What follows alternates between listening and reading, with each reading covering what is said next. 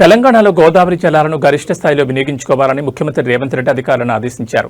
ఎల్లంపల్లితో పాటు దేవాదుల, సీతారామ ప్రాజెక్టుల నుంచి సాధ్యమైనంత మేరకు ఎత్తిపోతలు చేపట్టాలని సూచించారు. హైదరాబాద్ ఎంసీఆర్ హెచ్ఆర్డీలో నీటిపారుదల శాఖ మంత్రి ఉత్తమ్ కుమార్ రెడ్డి మరియు ఉన్నతాధికారులతో కలిసి సాగునీటి ప్రాజెక్టులపై సీఎం ఉన్నత స్థాయి సమీక్ష నిర్వహించారు.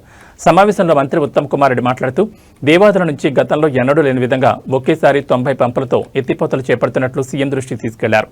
పలు ప్రాజెక్టుల కింద ముంపునకు గురైన గ్రామాలు, కొద్దిపాటి భూములకు సంబంధించిన R&R పరిహారాన్ని వెంటనే చెల్లించేలా కార్యాచరణ రూపొందించాలని సీఎం ఆదేశించారు. అధికారులు క్షేత్రస్థాయిలో పర్యటించి తక్షణ ప్రభావం పడే గ్రామాలకు పరిహారం అందిస్తే బస్వాపూర్, గౌరవెల్లి ప్రాజెక్టులను నీటితో నింపే అవకాశం ఉంటుందని స్పష్టం చేశారు.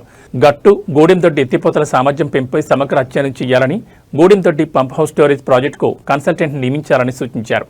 ఇక జాతీయ డ్యామ్ సేఫ్టీ అథారిటీ నిబంధనల ప్రకారమే మేడిగడ్డ, సుందెళ్ల, అన్నారం బ్యారేజీలో నీటి నిల్వపై నిర్ణయం తీసుకుంటామని, NDSC సూచనలను తూచా తప్పకుండా పాటించాలని సీఎం అధికారులకు తేల్చి చెప్పారు.